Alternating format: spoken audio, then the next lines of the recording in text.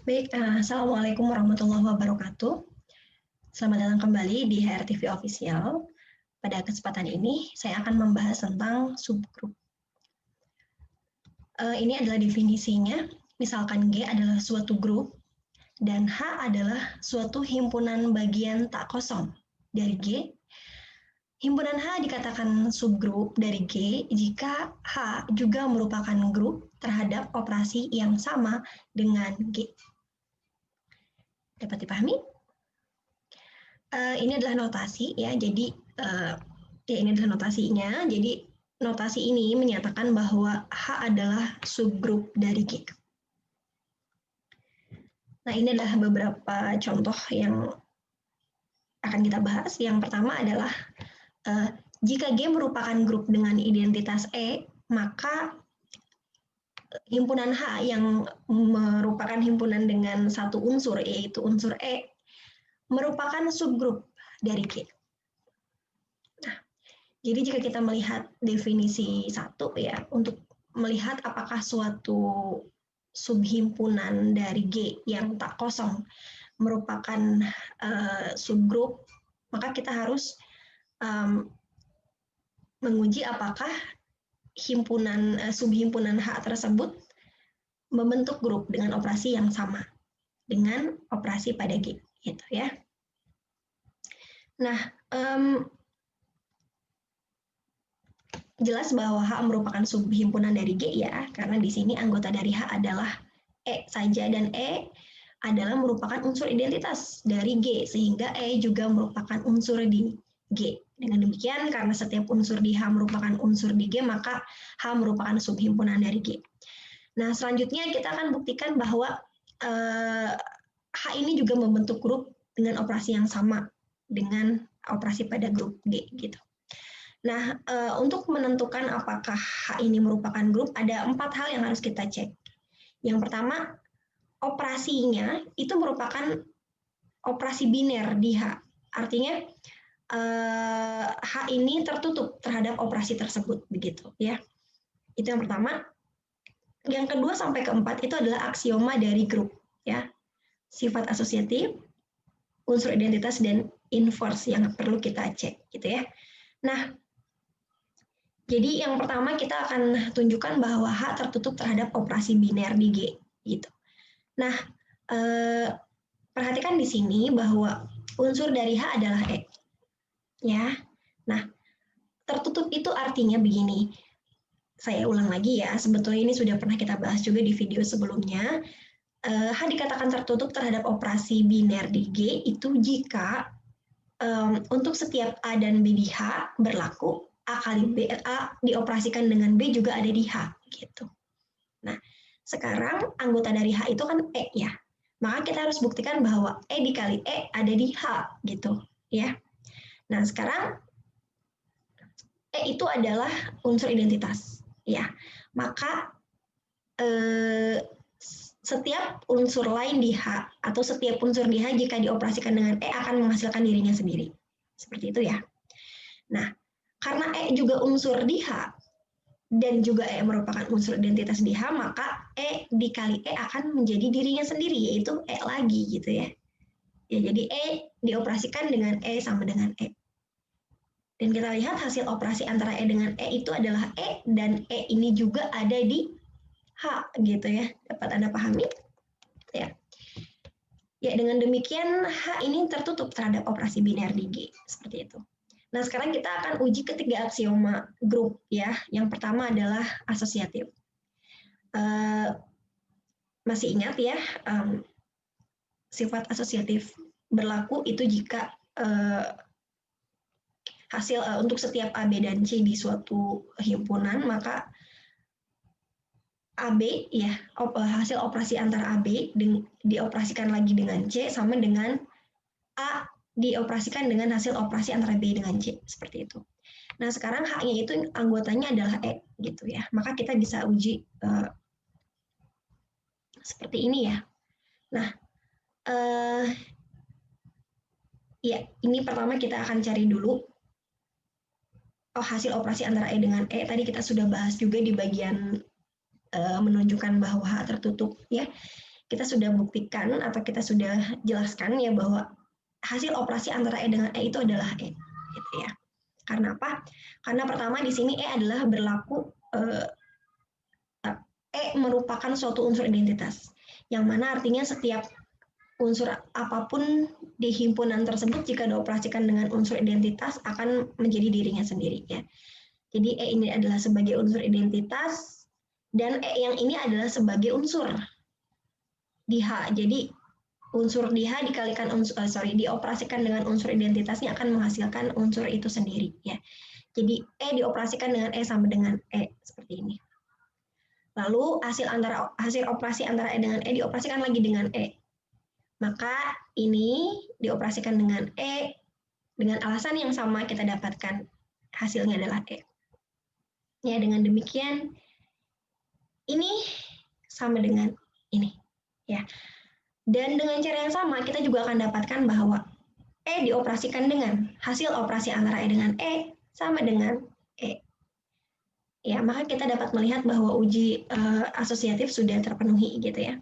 Yang kedua, kita akan menentukan uji identitas gitu ya. Kita akan buktikan bahwa H ini memiliki unsur identitas. Nah, jelas ya bahwa H ini memuat E gitu dan E ini adalah unsur identitas. Ya. Oke, nah kemudian uji inverse kita akan buktikan juga bahwa untuk setiap elemen di H, elemen tersebut punya inverse. Di H juga inverse-nya gitu ya. Nah sekarang E itu adalah elemen satu-satunya di H gitu, maka kita cukup menguji apakah inverse dari E juga ada di H gitu. Nah inverse dari E itu apa? Unsur apakah yang jika dioperasikan dengan E menghasilkan unsur identitas? Unsur apakah yang jika dioperasikan dengan E menghasilkan E? Ternyata unsurnya adalah E ya. Dengan alasan yang sama seperti yang sebelum-sebelumnya gitu ya. Nah, jadi dengan demikian inverse dari E adalah E gitu ya. Dengan demikian bukan dengan demikian ya, tapi kita tahu bahwa si E ini juga ada di H ya. Artinya inverse dari E juga ada di H ya. Dengan demikian sifat uji inverse terpenuhi bahwa setiap unsur di H memiliki inverse di H juga. Seperti itu. Oke, dengan demikian ketiga aksioma grup sudah terpenuhi dan juga kita sudah buktikan bahwa H juga tertutup terhadap operasi biner di G, maka kita dapat simpulkan bahwa H merupakan subgrup dari G. Seperti itu. Selanjutnya, contoh kedua. Jika G merupakan grup, maka G merupakan subgrup dari G. Ya. Oke, nah kita tahu bahwa G ini merupakan subhimpunan ya dari G ya. Nah, dengan demikian jika kita melihat contoh satu tadi kita punya 5 syarat sebetulnya bahwa jika suatu himpunan dikatakan subgrup dari G gitu ya. Yang pertama himpunan tersebut harus subhimpunan dulu. Lalu yang kedua himpunan tersebut tertutup terhadap operasi yang diberikan. Lalu yang ketiga, keempat dan kelimanya ini adalah aksioma grup gitu. Nah, jadi di sini untuk melihat apakah G merupakan subgrup dari G, kita harus mengecek apakah G subhimpunan dari G. Itu dulu yang pertama. Dan memang subhimpunan ya. G itu memang merupakan subhimpunan dari dirinya sendiri. Setiap himpunan merupakan subhimpunan dari dirinya sendiri. Kemudian G juga membentuk grup ya, memenuhi aksioma grup jelas karena memang G ini di awal sudah dikatakan dia grup.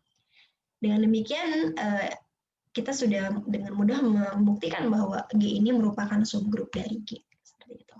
Ya. Selanjutnya sebelum contoh ketiga, saya punya beberapa istilah yang perlu kalian ketahui ya. Subgrup yang hanya memuat elemen identitas disebut subgrup trivial. Ya, tadi kita sudah bahas di contoh satu bahwa ada subgrup yang hanya memuat satu elemen, yaitu elemen identitas. Ya, subgrup seperti itu dikatakan sebagai subgrup trivial. Dan setiap subgrup yang memiliki satu elemen saja, ya, dengan elemen tunggal, katakanlah seperti itu, maka subgrup tersebut adalah subgrup yang memuat elemen identitas. Itu pasti ya. Jadi tidak mungkin misalkan kita punya subgrup, kita punya grup G gitu, lalu ada A elemen dari G dan ada E elemen dari G dengan E adalah unsur identitas. Maka tidak mungkin ada suatu subhimpunan yang anggotanya A saja itu merupakan subgrup dari G gitu. Tidak mungkin karena dia tidak memiliki unsur identitas gitu ya. Jadi satu-satunya subgrup dengan satu unsur itu adalah subgrup dengan elemen identitas. Subgrup tersebut dikatakan subgrup trivial. Seperti itu. Nah, kemudian jika tidak demikian, maka subgrupnya dikatakan tak trivial. Selanjutnya, jika H adalah subgrup dari G, maka kita bisa katakan H adalah sebagai subgrup sejati dari G jika H-nya tidak sama dengan G. Lalu sebaliknya, jika berlaku sebaliknya, maka disebut sebagai subgrup tak sejati. Seperti itu. Nah, ini adalah notasi untuk menyatakan bahwa H adalah subgrup sejati dari G. Jadi, H adalah subgrup dari G, tetapi H-nya tidak sama dengan G. Seperti itu ya. Nah, selanjutnya contoh yang ketiga. Di sini dikatakan Z merupakan subgrup sejati dari dari R. Nah, himpunan semua bilangan bulat merupakan subgrup dari himpunan semua bilangan real. Oke. Nah, Anda tahu himpunan semua bilangan real ini ya membentuk grup pada operasi apa? Perkalian? Penjumlahan, ya. Betul, penjumlahan ya. R ini tidak membentuk grup pada operasi perkalian. Kenapa? Karena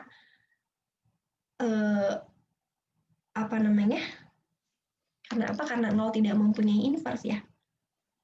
Ya, jadi R tidak membentuk grup pada operasi perkalian, tetapi R membentuk grup pada operasi penjumlahan.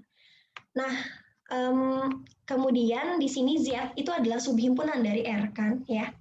Nah, Z adalah subhimpunan dari R. Nah, dengan demikian syarat pertama sudah terpenuhi. Nah, sekarang syarat yang kedua, 3, 4, 5-nya itu adalah merupakan syarat bahwa Z ini merupakan grup gitu. Dengan operasi yang sama dengan operasi penjumlahan. Dan ternyata memang benar. Kita sudah bahas juga di video awal ya. Video-video awal itu kita sudah tunjukkan bahwa Z ini merupakan grup terhadap operasi penjumlahan. Dengan demikian kita dapat simpulkan bahwa pernyataan ini benar. Bahwa Z adalah subgrup dari R gitu. Nah, selanjutnya contoh 4, himpunan ini ya merupakan subgrup tak trivial sejati dari grup Z4. Oke. Nah, Z4 ini adalah himpunan yang beranggotakan 0, 1, 2, 3. Nah, ini adalah himpunan bilangan bulat modulo 4. Artinya tuh anggota dari Z4 ini adalah bilangan-bilangan bulat yang merupakan sisa pembagian bilangan bulat oleh 4 gitu. Ya. Jadi kalau kalian punya bilangan bulat berapapun lalu dibagi oleh 4 maka akan mempunyai sisa, yaitu kalau tidak 0 maka sisanya adalah 1. Kalau tidak demikian maka sisanya 2 atau 3 gitu ya. Nah, ini dikatakan sebagai Z4 gitu ya. Nah, sekarang kita akan buktikan bahwa ini merupakan subgrup yang tak trivial dan sejati gitu. Nah, pertama kita akan tunjukkan bahwa ini merupakan subhimpunan dari ini. Ini jelas ya, dapat kita lihat di sini. Ini adalah subhimpunan dari ini. Nah, oke. Ini syarat 1 sudah terpenuhi. Yang selanjutnya, kita harus tahu terlebih dahulu operasi apa yang diberikan gitu ya. Jadi Z4 ini merupakan grup terhadap operasi penjumlahan modulo 4 ya. Itu juga sudah pernah dibahas di video sebelumnya yang berjudul grup hingga dan grup modulo N gitu ya. Nah, di situ dijelaskan bahwa Zn ini membentuk grup pada operasi penjumlahan modulo N dengan identitasnya 0 dan inverse dari K di Zn adalah 4 min N untuk setiap K di Zn gitu. Nah, dengan demikian Z4 pun membentuk grup pada operasi penjumlahan modulo 4 dengan unsur identitasnya adalah 0 dan inverse dari K adalah 4 min K untuk setiap K di Z4. Nah, oleh karena itu kita akan menunjukkan bahwa himpunan ini ya membentuk grup terhadap operasi ini gitu. Oke, pertama kita akan tunjukkan bahwa himpunan ini tertutup terhadap operasi ini. Artinya setiap A dan B di sini, hasil operasi antara A dengan B ada di sini juga gitu. Ya. Jelas benar ya, karena pertama kita coba 0 gitu. 0 kita operasikan, kita jumlahkan dengan 0 akan menghasilkan 0 dan 0 ada di sini. Lalu 2 dengan 2 dioperasikan hasilnya 0 ya. 2 ditambah 2 itu adalah 0 dan 0 juga ada di sini. Gitu. Nah, selanjutnya 0 dengan 2 kita operasikan. 0 dengan 2, 0 ditambah 2, 2 dan 2 ada di sini. Sekarang 2 tambah 0, 2 tambah 0 juga hasilnya 2 dan 2 ada di sini. Maka kita lihat bahwa setiap dua unsur di sini hasil operasinya juga ada di sini. Dengan demikian kita sudah membuktikan bahwa himpunan ini tertutup terhadap operasi penjumlahan modulo 4. Nah, selanjutnya kita akan buktikan bahwa ketiga aksioma grup terpenuhi ya. Yang pertama asosiatif, uji identitas dan inversinya. Nah, yang pertama adalah sifat asosiatifnya juga berlaku. Ya, kenapa? Ya, sebetulnya sih kalau sifat asosiatif kita ini juga akan berlaku untuk subhimpunan manapun dengan grup apapun pada operasi apapun gitu sebetulnya. Karena jika kita mengambil setiap 3 unsur di suatu subhimpunan dari suatu grup gitu ya. Oke, saya ulangi. Jika kita mengambil 3 unsur dari subhimpunan H dari grup G gitu ya, maka si 3 elemen ini juga kan ada di G gitu ya. Nah, karena si G ini merupakan grup, maka sifat asosiatif terpenuhi pada 3 unsur ini gitu. Ya. Dan karena operasi yang digunakan pada G maupun H itu adalah operasi yang sama, maka ketiga unsur ini juga bersifat asosiatif pada unsur pada operasi yang sama di H gitu ya. Dapat dipahami ya?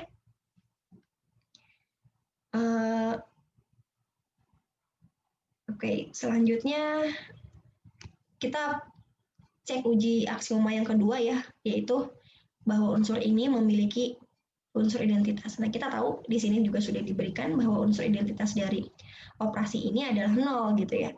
Dan 0 ada di sini gitu ya. Maka dengan demikian himpunan ini memiliki unsur identitas. Lalu sifat yang terakhir yaitu setiap unsur di sini punya inverse di sini juga gitu. Nah, sekarang untuk 0 gitu. Inverse dari 0 berapa? Gitu. Bilangan apakah yang jika dijumlahkan dengan penjumlahan modulo 4 ini dengan 0 menghasilkan unsur identitas. Unsur identitasnya itu adalah 0 gitu. Nah, ternyata unsur yang dimaksud ya inverse-nya dari 0 itu adalah 0. Kenapa? Karena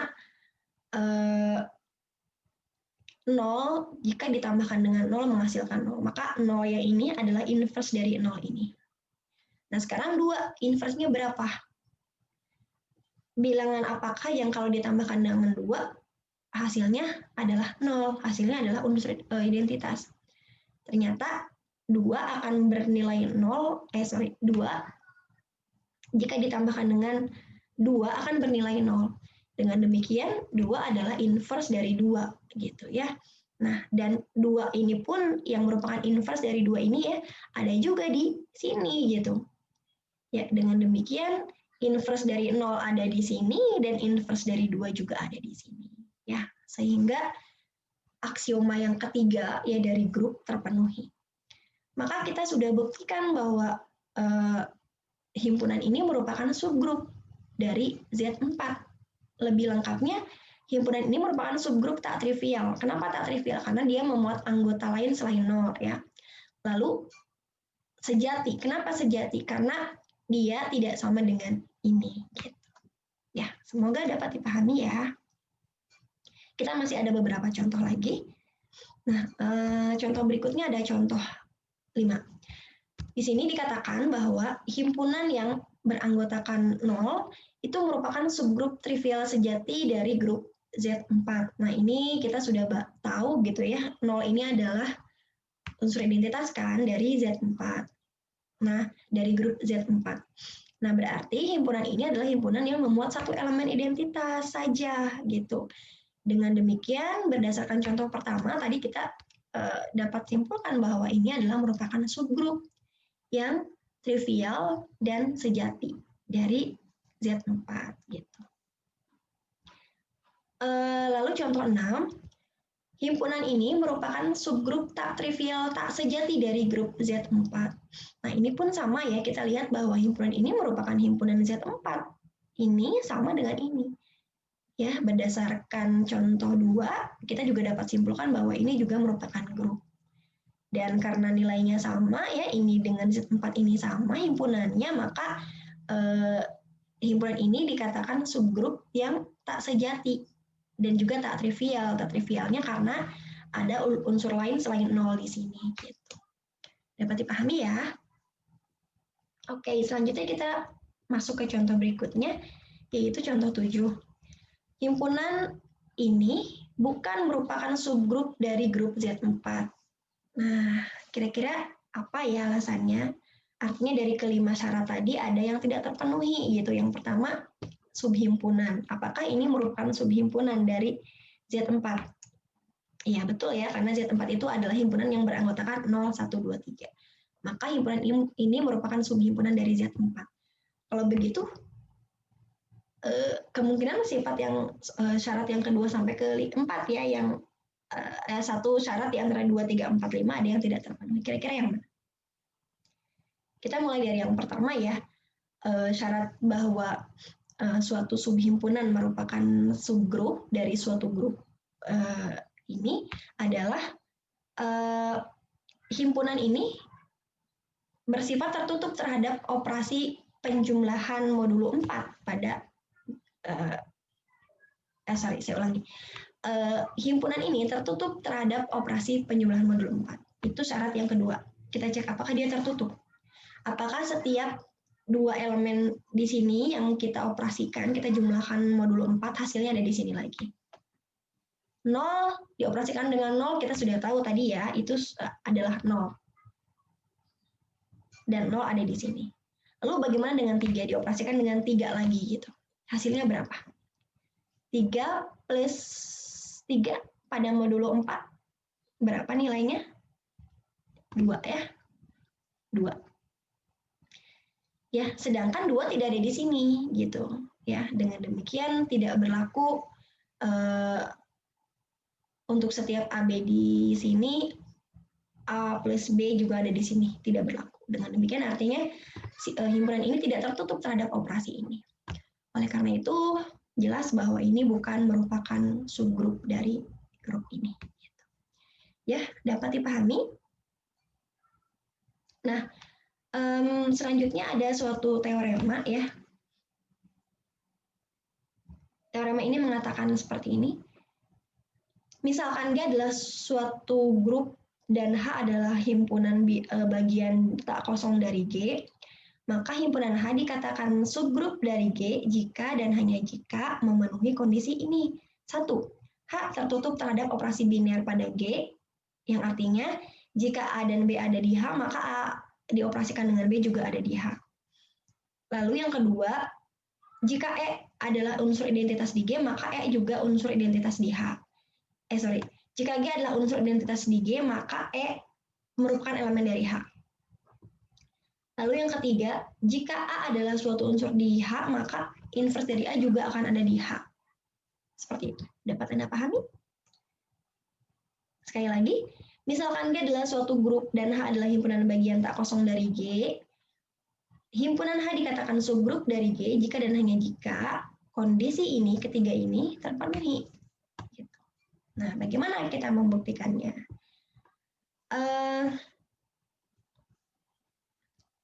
Membuktikannya adalah kita karena di sini ada biimplikasi ya, ada pernyataan jika dan hanya jika, maka kita lakukan implikasi bolak-balik gitu ya. Yang pertama, kita buktikan yang bagian pertama yaitu jika ini maka ini gitu. Yang keduanya jika ini maka ini gitu. Jadi yang pertama adalah jika ini maka ini. Misalkan G adalah suatu grup dan H adalah himpunan bagian tak kosong dari G. Jika H merupakan subgrup dari G, maka kondisi 1, 2, dan 3 terpenuhi. Nah, oke, sekarang kita akan buktikan, walaupun ini juga cukup mudah untuk membuktikannya. Nah, perhatikan, jika G adalah subgrup dari jika H adalah subgrup dari G, maka jelas tadi syarat yang pertama, maka H ini akan memenuhi ke 5 syarat yang tadi kan, ya. 5 syarat yang tadi, yang pertama adalah H merupakan subhimpunan dari G, yang kedua adalah H tertutup terhadap operasinya, yang ketiga adalah sifat asosiatif terpenuhi, yang keempatnya adalah H memiliki unsur identitas, yang kelimanya adalah setiap unsur di H memiliki inverse di H gitu kan. Nah, oleh karena itu jelas dia terpenuhi syarat pertama gitu kan, dia terpenuhi kondisi pertama gitu. Kenapa? Karena kondisi pertama ini merupakan syarat yang kedua dari kelima syarat tadi ya, H tertutup terhadap operasi biner pada G. Nah, kemudian juga akan memenuhi ini gitu. Jika E unsur identitas di G, maka E ada di H. Nah, ini juga diperoleh karena memang ketika H-nya subgrup, pasti dia sudah memenuhi sifat yang keempat tadi ya. Dan ini bukan sifat tapi syarat keempat tadi. Dan ini adalah menunjukkan dan syarat keempat terpenuhi ini menunjukkan bahwa kondisi 2 juga terpenuhi gitu. Lalu karena H juga H subgrup dari G, maka syarat kelima juga terpenuhi, yaitu H ini setiap unsur di H ini punya inverse gitu. Dengan demikian kondisi 3 juga terpenuhi ya. Dengan demikian jika H merupakan subgrup dari G, maka 1, 2, 3 pasti akan terpenuhi. Dapat dipahami? Nah, sekarang kita tunjukkan sebaliknya gitu. Jika jika ketiga kondisi ini terpenuhi, maka H dikatakan subgrup dari G. Nah, kita akan buktikan gitu ya. Kalau 3 syarat ini terpenuhi, maka H dikatakan subgrup. Kalau tadi kan kita punya 5 syarat. Sekarang di sini hanya 3 syarat saja. Apakah cukup gitu ya?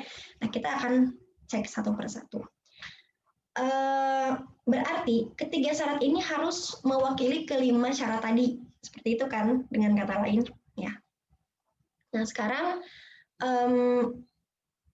nah ini ya saya tuliskan di sini hal yang akan kita buktikan tadi, bahwa misalkan G adalah suatu grup dan H adalah himpunan bagian tak kosong dari G.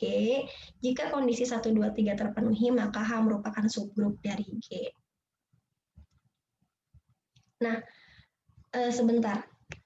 Tadi kan berarti sekali lagi kita akan harus tunjukkan bahwa ketiga kondisi ini ya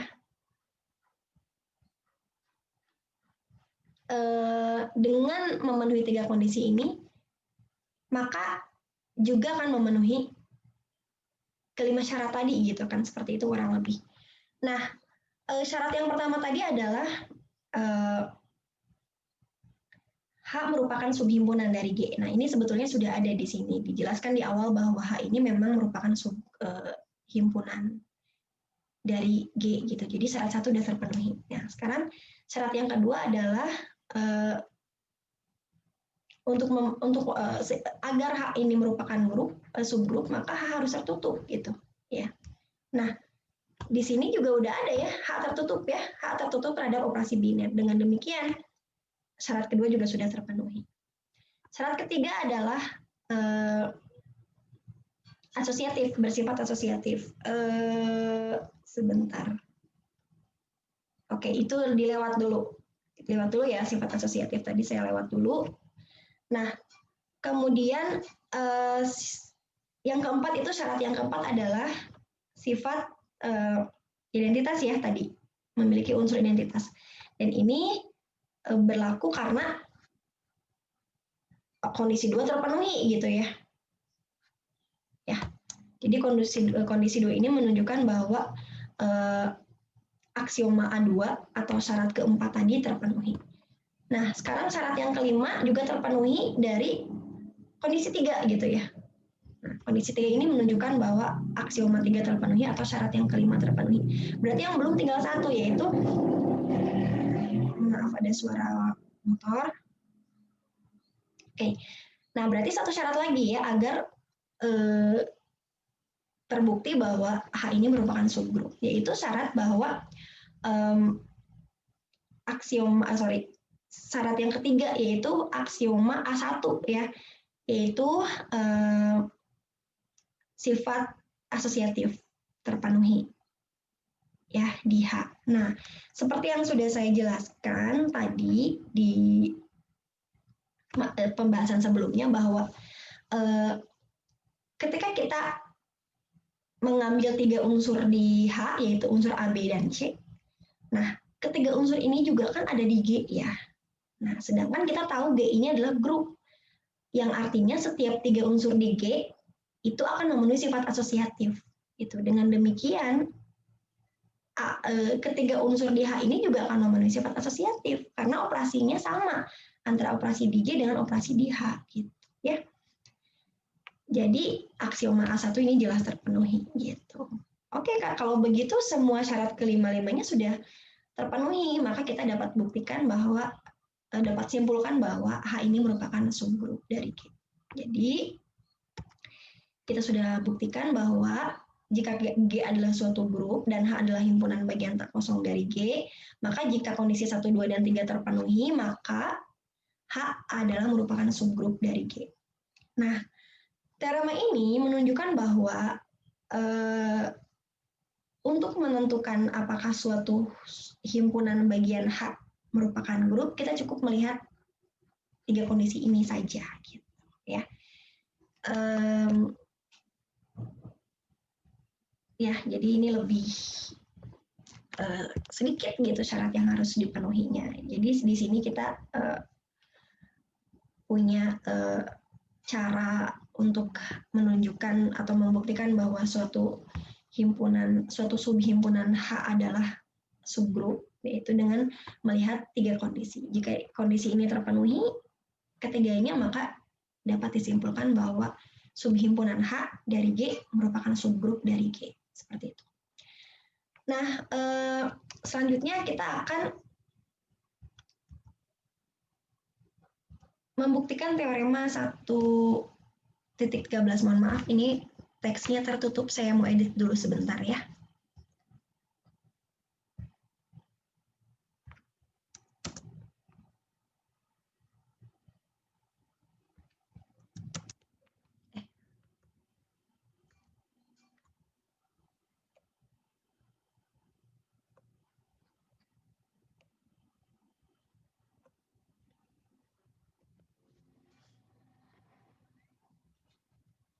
Oke.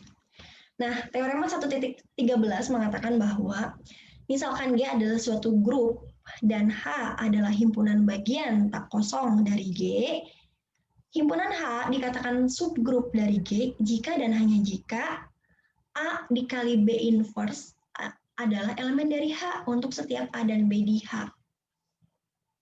Nah, ini menarik gitu ya. Jadi kalau tadi kita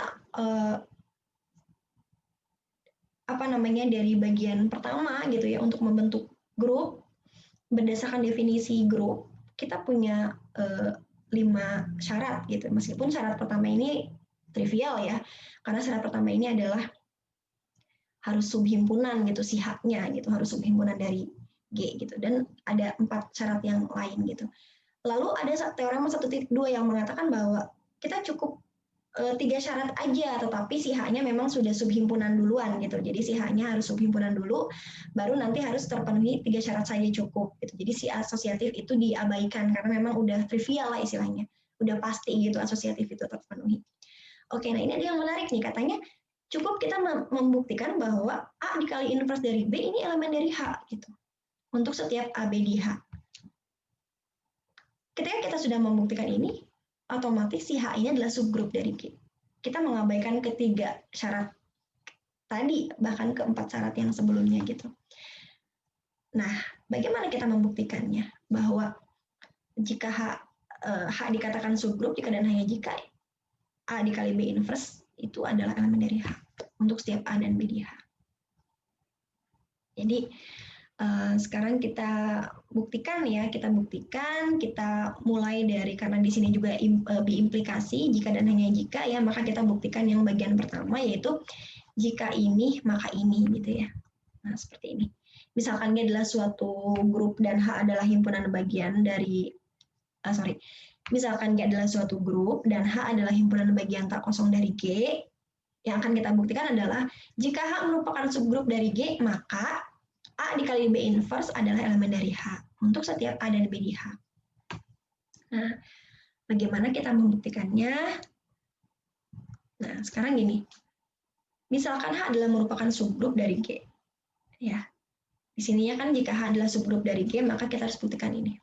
Nah, sekarang kita misalkan bahwa H adalah subgrup dari G. Kita akan buktikan bahwa ini ada di H gitu. Nah, jelas katanya ini adalah ada di H untuk setiap AB elemen H. Kenapa jelas? Ini penjelasannya. Nah, karena H adalah grup ya. Kenapa H grup ya? Karena H adalah subgrup dari G. Kalau H adalah subgrup dari G, maka H juga membentuk grup gitu kan. Nah, karena H adalah grup, maka H bersifat tertutup terhadap operasi biner gitu ya. Operasi binernya yang diberikan gitu kan. Nah, artinya karena H bersifat tertutup, maka untuk setiap A dan B di H berlaku AB elemen H. Dan karena H grup, maka untuk setiap B elemen H, inverse-nya juga ada di H gitu kan. Ya. Nah, jadi sekarang kita tahu kan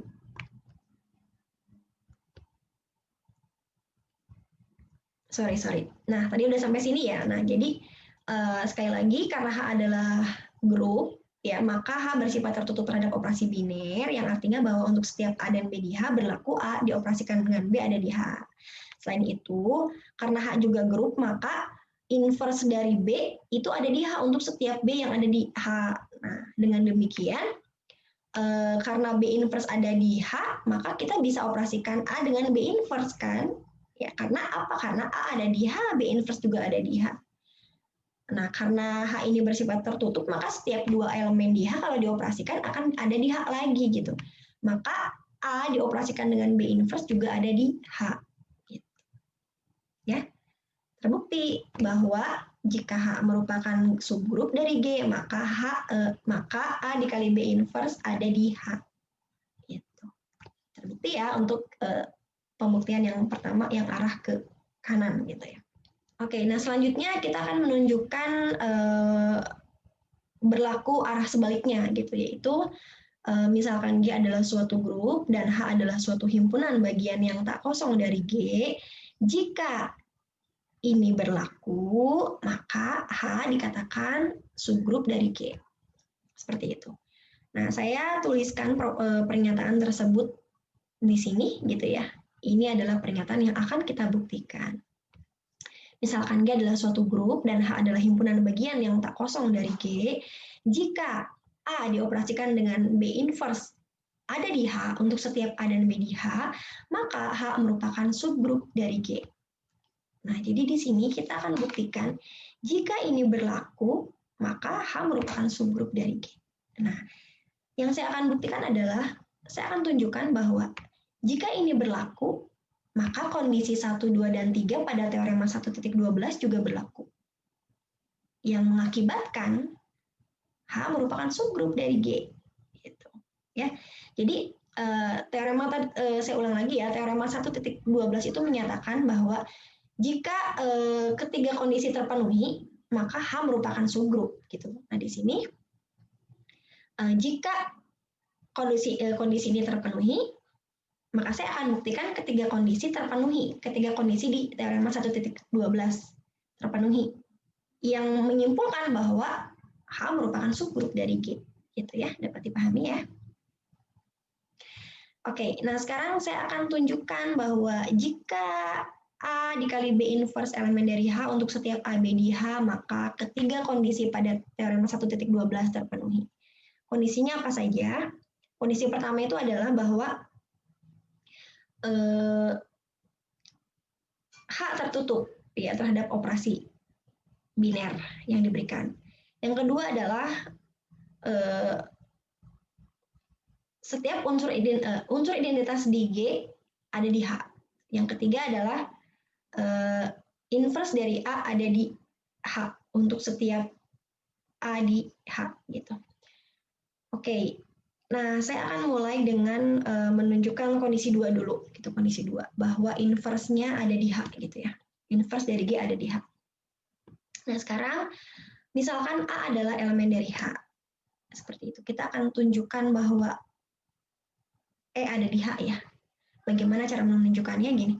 Misalkan A adalah elemen dari H, nah maka berdasarkan pernyataan ini ya, kondisi ini yang ini gitu, bahwa A dikali inverse dari B ada di H untuk setiap A dan B di H gitu ya. Nah sekarang ketika saya misalkan A-nya adalah elemen dari H, maka A dikali inverse dari A ada di H. Kenapa? Karena di sini saya bisa ambil B-nya ini adalah A. B-nya ini adalah A ya. Jadi kita berlaku seperti ini. Dan kita tahu bahwa A dioperasikan dengan A inverse ini adalah E. Dengan demikian, E ada di H. Ya. Oke. Dengan demikian, kondisi 2 dari teorema 1.12 terpenuhi. Sekarang saya akan tunjukkan kondisi 3 dari teorema 1.12 terpenuhi. Kondisi 3 itu artinya inverse dari A ada di H untuk setiap A di H. Gitu. Oke. Seperti ini. Karena telah diperoleh bahwa E ini ada di H ya, dari sini ya. Nah, maka berlaku bahwa E dikali inverse dari A ada di H. Gitu. Kenapa? Karena di sini kan kita bisa ambil dari sini ya.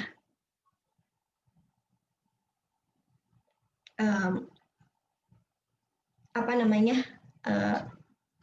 A-nya adalah E dan B-nya adalah A.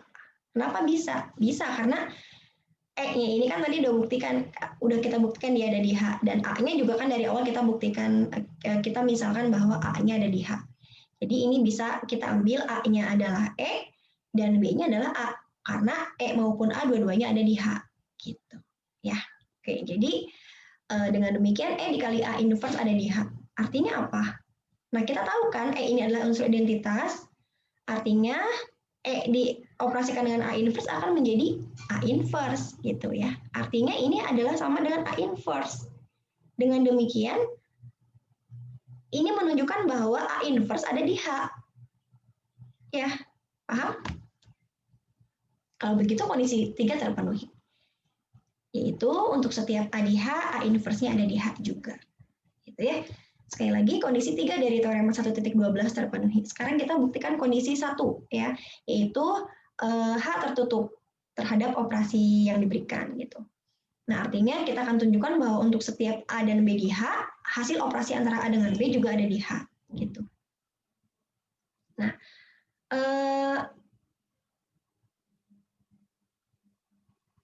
oke. Nah, sekarang gini, misalkan A dan B ada di H ya. Nah, tadi dengan penjelasan di sini, Nah, dengan penjelasan di sini kita tahu bahwa untuk setiap unsur di H, inverse-nya juga ada di H. Seperti itu kan ya. Nah, dengan demikian, misalkan A dan B ada di H, maka inverse dari A juga ada di H, dan inverse dari B juga ada di H. Ya kan? Karena apa? Karena A dan B dua-duanya ada di H. Ya, jadi saya ambil satu aja yang B inverse. Nah, yang memang ini yang dibutuhkan gitu ya. Oke, jadi karena A dan B ada di H, maka inverse dari B juga ada di H. Gitu. Nah, oleh karena itu kita bisa masukkan ke sini, tetapi A-nya tetap sebagai A dan B-nya ini adalah B inverse. Ya. Kenapa? Karena tadi kita udah tahu bahwa B inverse ini ada di H. B inverse ada di H, A juga ada di H, maka kita substitusikan ke sini dengan A-nya adalah A dan B-nya adalah B inverse. Maka di sini A dikali B inverse diinversekan. Gitu. Ya, jadi seperti ini. A dikali inverse dari B inverse. Seperti ini. Ini juga ada di H gitu ya, berdasarkan pemisalan ini, kondisi ini, gitu ya. Oke, nah kita tahu juga bahwa B inverse dari B inverse itu kan adalah B sendiri gitu ya. Oke, dengan demikian ini adalah sama dengan A dikali B. Artinya A dikali B elemen dari H. Oke, maka terbukti bahwa untuk setiap A dan B di H, A dioperasikan dengan B juga ada di H. Ya, yang menunjukkan bahwa H bersifat tertutup terhadap operasi biner yang diberikan. Yang menunjukkan bahwa kondisi 1 pada teorema 1.12 terpenuhi. Dengan demikian, kita sudah menunjukkan bahwa jika A dikali B inverse elemen dari H untuk setiap AB di H, maka terpenuhilah ketiga kondisi pada teorema 1.12. Dan karena ketiga kondisi pada teorema 1.12 terpenuhi, berdasarkan teorema 1.12 diperoleh bahwa H merupakan subgrup dari G. Dengan demikian, terbukti bahwa jika A dikali B inverse elemen dari H untuk setiap A dan B di H, maka H merupakan subgrup dari H. Ya, ada yang perlu ditanyakan, boleh ditulis di kolom komentar ya. Baik, ya itu saja yang ingin saya sampaikan untuk pertemuan hari ini. Semoga dapat dipahami dan semoga bermanfaat. Terima kasih sudah menyimak sampai akhir. Saya Rismawati Ramdhani. Wassalamualaikum warahmatullahi wabarakatuh.